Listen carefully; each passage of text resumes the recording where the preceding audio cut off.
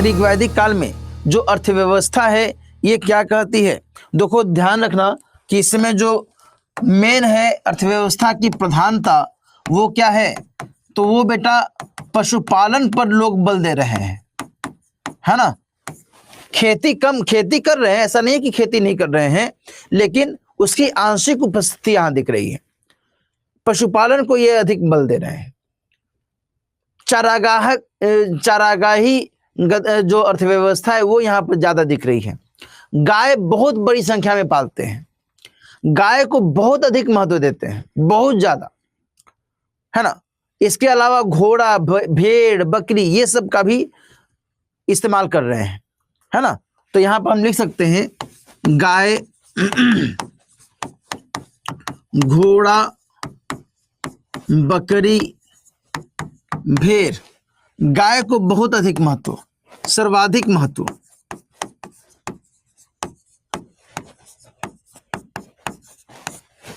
Isn't it? कृषि की आंशिक उपस्थिति मैं यहां पर लिख देता हूं, कृषि की आंशिक उपस्थिति।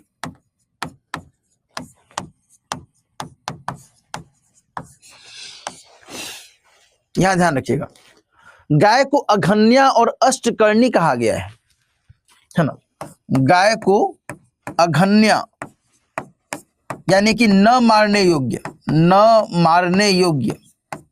हालांकि जानते हो बड़ा ही आश्चर्य होता है कि यह भी जानकारी मिलती है कि कोई यदि अतिथि आता था ना तो अतिथियों का स्वागत करने के लिए उनको गोमांस खिलाया जाता था। जानकारी मिलती है भाई ऋग्वैदिक काल में। अर्थव्यवस्था में ही और भी कुछ बातें हैं जिसको ध्यान में रखने की आवश्यकता है। एक जानकारी मिलती है कि व्यवसाय आनुवंशिक नहीं है।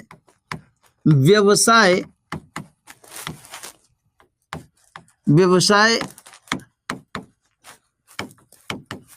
आनुवंशिक नहीं है ना, आनुवंशिक व्यवसाय नहीं है। आनुवंशिक का मतलब ऐसा नहीं है कि यदि पिता कुम्हार का काम कर रहा है तो उसका बेटा भी कुम्हार ही बनेगा। पिता यदि नाई का काम कर रहा है तो उसका बेटा भी नाई ही का काम करेगा, ऐसा नहीं था। बल्कि ऋग्वेद में हमें एक जगह पर यह जानकारी मिलती है कि एक कवि कहता है कि मैं कवि हूं, एक व्यक्ति कहता है कि मैं कवि हूं, मेरे पिता वैद्य हैं और मेरी माता चक्की में गेहूं पीसती है ना। तो तीनों का तीन काम यहां पर वर्गीकृत किया गया है। इससे एक अंदाजा मिलता है, अनुमान लगाया जाता है कि व्यवसाय आनुवंशिक नहीं थे। विभिन्न प्रकार के व्यवसायों की उपस्थिति हमें यहां पर दिख रही है। विभिन्न प्रकार के व्यवसाय यहां पर उपस्थित हैं, जैसे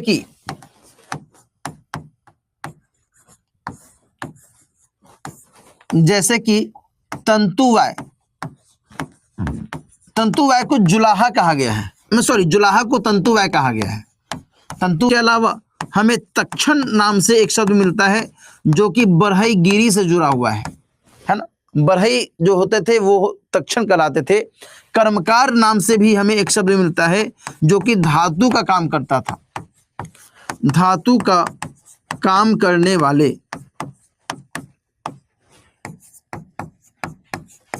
है ना, धातु का काम करने वाले। इसके अलावा हमें कुम्हार के बारे में भी जानकारी मिलती है। कुम्हार जो कि मिट्टी का बर्तन बनाता था, ये तो बताने की आवश्यकता नहीं है ना। चर्मकार की भी हमें उपस्थिति मिलती है जो कि चमड़े का काम करता था। चर्मकार की भी हमें उपस्थिति मिलती है ना। इसके अलावा अयस नाम से एक धातु का जिक्र मिलता है। अयस का उल्लेख, लेकिन इसकी पहचान अभी संदिग्ध है। उल्लेख लेकिन पहचान संदिग्ध, मतलब कि इसमें ये नहीं समझ में आ रहा है कि ऋग्वैदिक काल में जिस अयस के बारे में जानकारी मिल रही है ये लोहा है या कोई और धातु है, क्योंकि बाद के समय में इसी अयस को उत्तर वैदिक काल में लौह के तौर पर अपनाया गया है।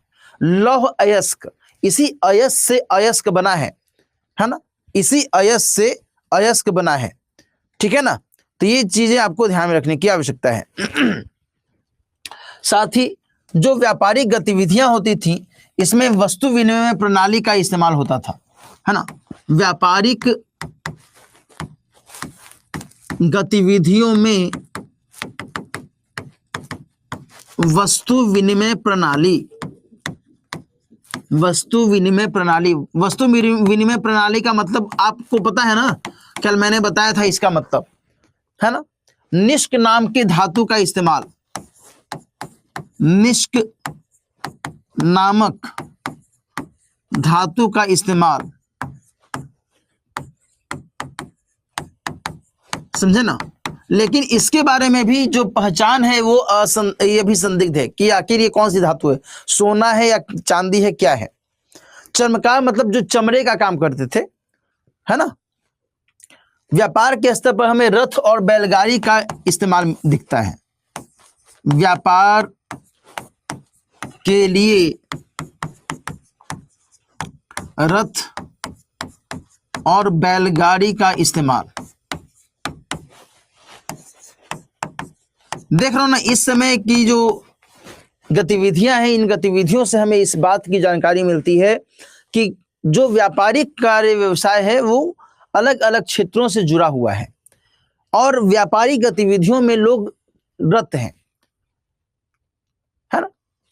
तो ये आपको ध्यान में रखने की आवश्यकता है। फिर एक जानकारी ये भी मिलती है कि सूदखोरी का प्रचलन था, है ना। सूदखोरी का प्रचलन था।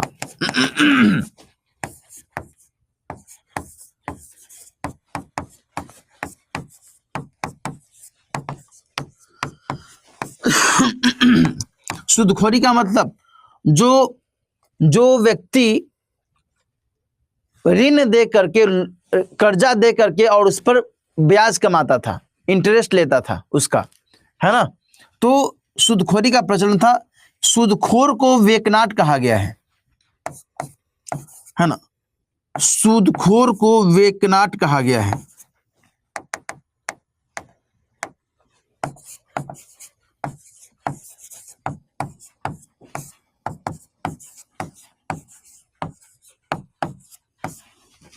वेकनाट के नाम से इसको जाना गया है। ठीक है भाई।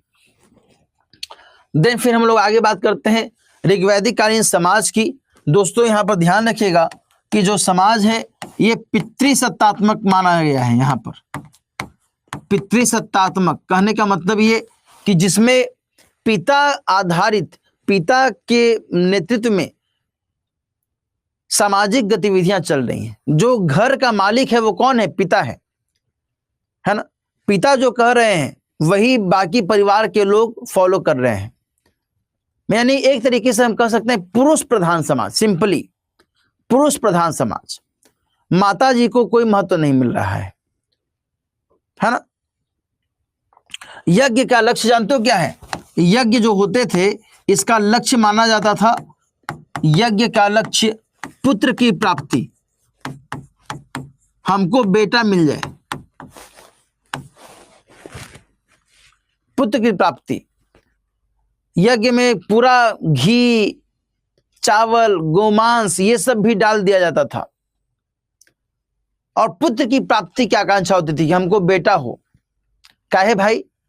क्योंकि बेटा को ही महत्व दिया गया है समाज में, और जिसको महत्व दिया गया है तो उसी की आकांक्षा होगी ना, है ना। बेटा होगा तो वो लड़ाई झगड़ा होगा तो उसमें भी वो अपनी भूमिका निभा सकता है। जो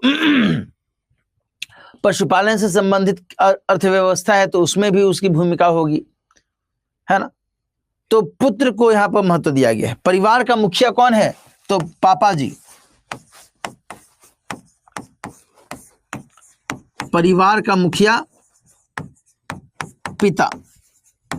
और इससे जानते हो परिवार का मतलब कुल, और पिता जो है कुलप, कुलप कहलाया है, कुलप, है ना, कुलप कहलाया है। ठीक है। वर्ण व्यवस्था की हमें आंशिक उपस्थिति दिख रही है, मैंने बता ही दिया है। वर्ण व्यवस्था की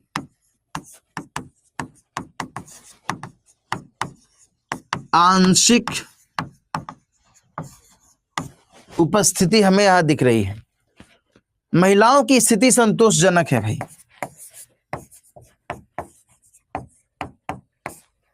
महिला की संतोषजनक कैसे है संतोषजनक, ये हम लोग थोड़ा सा चर्चा करेंगे। वर्ण व्यवस्था जो है ये ध्यान रखिएगा कर्म के आधार पर है, इसकी चर्चा मैंने कर दी है। कर्म के आधार पर महिलाओं की स्थिति के बारे में दोस्तों ध्यान रखिएगा कि ऋग्वेद में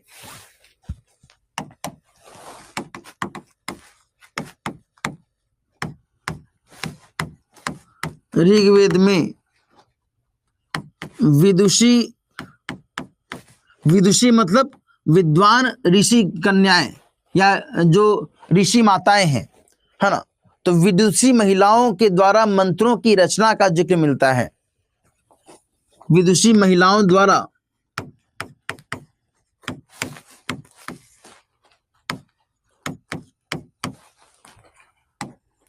मंत्रों की रचना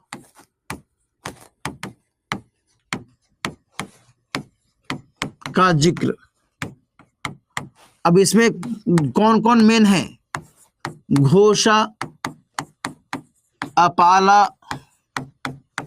विश्वावारा, ये सब नाम है, नाम विदुषी महिलाओं का। विश्वावारा, लोपामुद्रा और मुद्गालिनी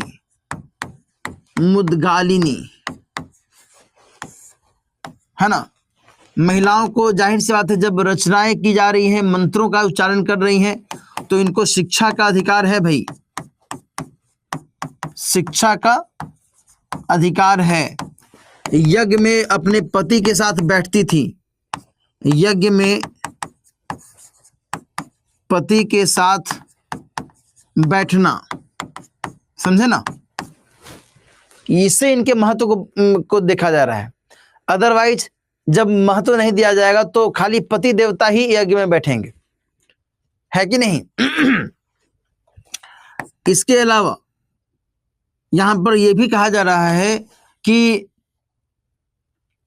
इनको यज्ञोपवीत का अधिकार है। यज्ञोपवीत का अधिकार, यज्ञोपवीत का मतलब होता है जनेऊ, है ना। यज्ञोपवीत धारण करने का अधिकार है। फिर बाल विवाह नहीं यहां पर दिख रहा है, बाल विवाह नहीं, है ना। आर.एस. शर्मा जी ने कहा है कि देखो भैया 16-17 साल की उम्र में लड़कियों का विवाह होता था। एक तरीके से आप इसको टीनेजर्स मानते हैं, है ना। 16-17 ईयर्स की लड़कियों को क्या हम कहते हैं? टीनेजर्स, है ना। जो भी बच्चे हैं उस उम्र के, उन्हें टीनेजर्स कहा जाता है। तो बाल विवाह की उपस्थिति नहीं है। इसके अलावा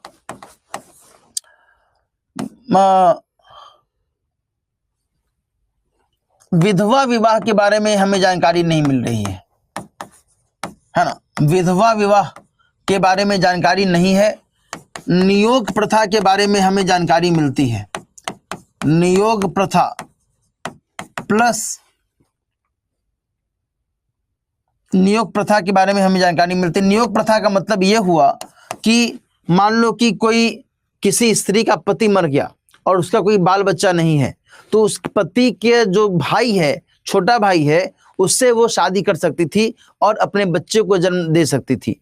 दरअसल विवाह का मेन मकसद माना जाता था बच्चे को जन्म देना, पुत्र को जन्म देना, है ना। तो ये चीजें यहाँ पर आपको ध्यान में रखने की आवश्यकता है। साथ ही सती प्रथा के बारे में हमें जानकारी नहीं मिलती है। सती प्रथा की जानकारी नहीं,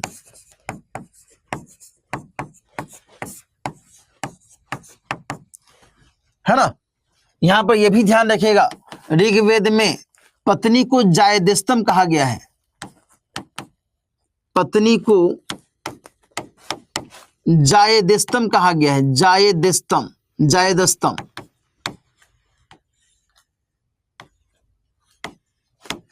कहा गया, यानी कि इसका मतलब जानते हो क्या होता है? जायदस्तम, इसका मतलब होता है पत्नी ही घर है, पत्नी को इतना अधिक महत्व दिया जा रहा है ऋग वैदिक काल में, जाय दस्तम कहा गया है। म है ये, म है ना, समझने में दिक्कत नहीं होगी। है ना, पत्नी ही घर है।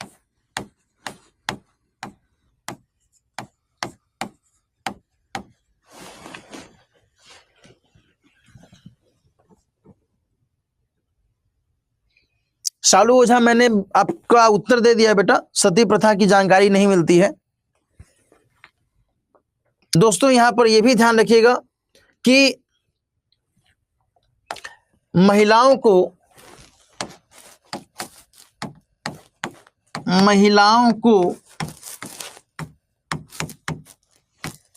उनके विवाह के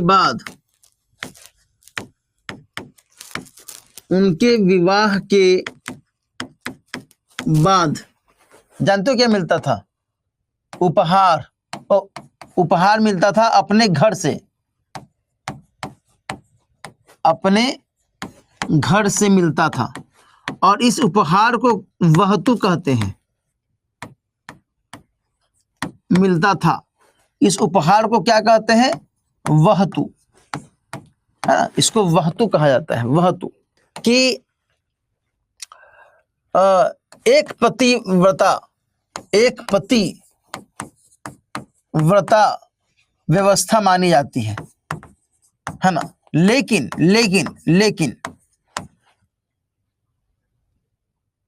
एक पति की कई पत्नियां भी होती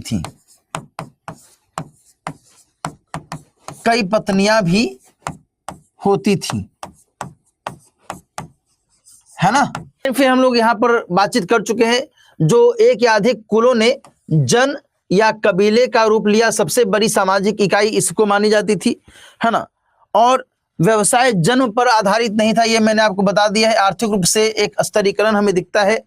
मेन जो है कुल है, कुल के बाद ग्राम है, ग्राम के बाद विश है ना, विश के बाद जन है, और जन के बाद जनपद है, जनपद के बाद हमें महाजनपद के बारे में पता चलता है। जो अर्थव्यवस्था है इस समय की, अब समझिएगा कि भाई, अब मैंने आपको क्या बताया है कि कृषि में लोहे का महत्व बढ़ गया है। कृषि को महत्व जरूर अब मिलेगा, है ना। कृषि को महत्व क्यों मिलेगा? क्योंकि उर्वर भूमि है, अच्छी वर्षा हो रही है, खेती अच्छी होगी, निश्चित तौर पर अच्छी होगी। शतपथ ब्राह्मण में हमें जानकारी मिलती है कि 24 बैल से खेत जोतने का काम किया जाता था। 24 बैल का इस्तेमाल किया जाता था खेत को जोतने के लिए, है ना। और शतपथ ब्राह्मण में हमें 4 प्रकार की कृषि की चर्चा मिलती है।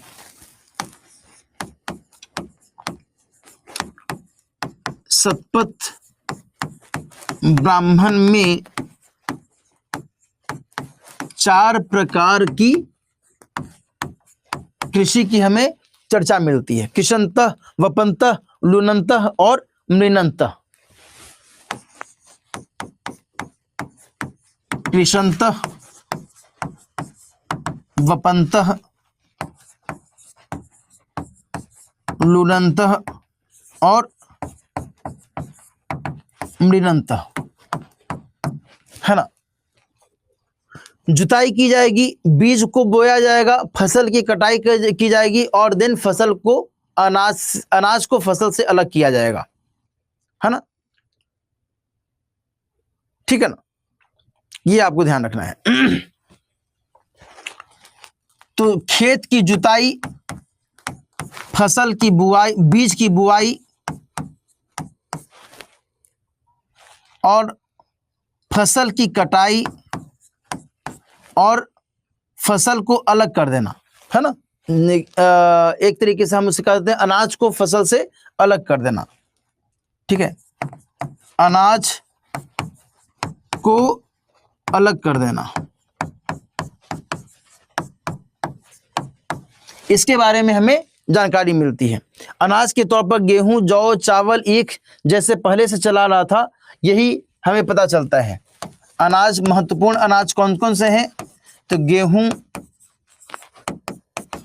जौ,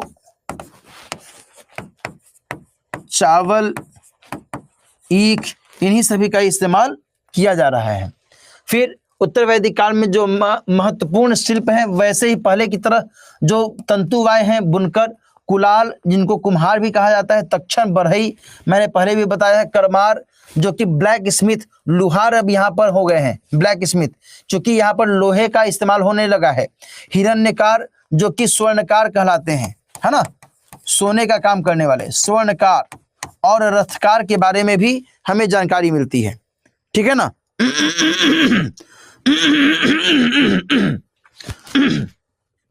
देन मिट्टी के बर्तनों का इस्तेमाल मैंने पहले भी बताया है। पीजीडब्ल्यू की चर्चा हम लोगों ने पहले भी की है, हड़प्पा काल में ही मैंने बता दिया था।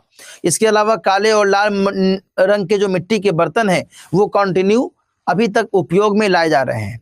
देख रहे हो ना यहाँ का रहन सहन कैसा है। रहन सहन एकदम ग्रामीण तरीके का है।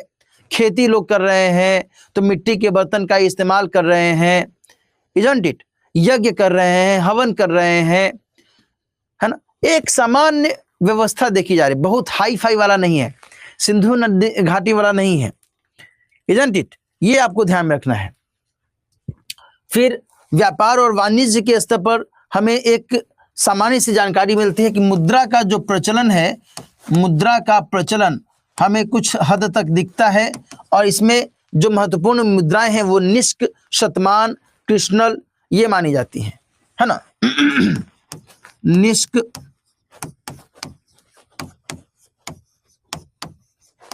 शतमान,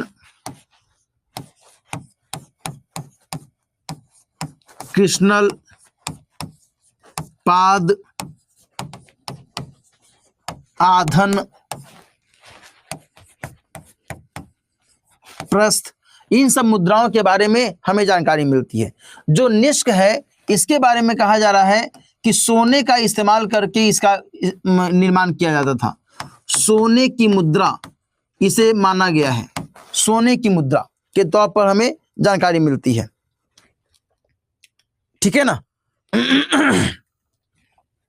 जो आगे हम लोग बात करें समाज के स्तर पर, तो पितृसत्तात्मक परिवार हम लोग को तो अब समझ ही लेना चाहिए कि भाई ऋग्वैदिक काल में जब पितृसत्तात्मक है, पापा जी जब मुखिया हैं, तो इस समय भी तो मुखिया पापा जी ही रहेंगे। इनफैक्ट आज भी मुखिया पापा जी ही होते हैं, नहीं जी है। पंचायत में यदि महिला मुखिया है तो भी मुखिया पति ही होता है, नहीं इनडायरेक्टली। तो यहाँ पर पुरुष सदस्यों में सबसे बड़ा परिवार का जो मुखिया है उसे गृहपति या गहपति के तौर पर भी जाना जाता है। इसको गहपति भी कहा जाता है। क्या कहा जाता है? तो गहपति। अब यहाँ ध्यान रखिएगा कि समाज में अब स्पष्ट विभाजन यहाँ पर वर्ण व्यवस्था का होने लगा है। वर्ण व्यवस्था का स्पष्ट विभाजन अब होने लगा, एकदम कर्म के आधार पर नहीं बल्कि जन्म के आधार पर। यह ध्यान रखिएगा, है ना। कर्म के आधार पर नहीं बल्कि जन्म के आधार पर यह विभाजन होने लगा है। जन्म के आधार पर विभाजन, ठीक है। तो ये ध्यान रखना। महिलाओं की स्थिति पहले से असंतोषजनक हो गई है ना। असंतोषजनक स्थिति है। पहली बात तो हम ये लिख दें, असंतोषजनक स्थिति।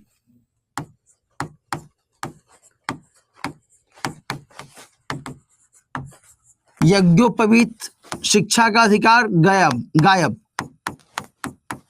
राजनीति में भागीदारी गायब। और जानते हो बाद में भी यही स्थिति बनी रह जाती है। शिक्षा का अधिकार गायब हो गया, राजनीति में भागीदारी गायब हो गई, है ना। यज्ञोपवीत जो बेचारी पहनती थी, जनेऊ धारण जो पहले करती थी, वो भी नहीं। हिंदी में यूपीएससी की तैयारी से संबंधित प्रोग्राम्स को देखने के लिए सब्सक्राइब करें स्टडी IQ IAS हिंदी।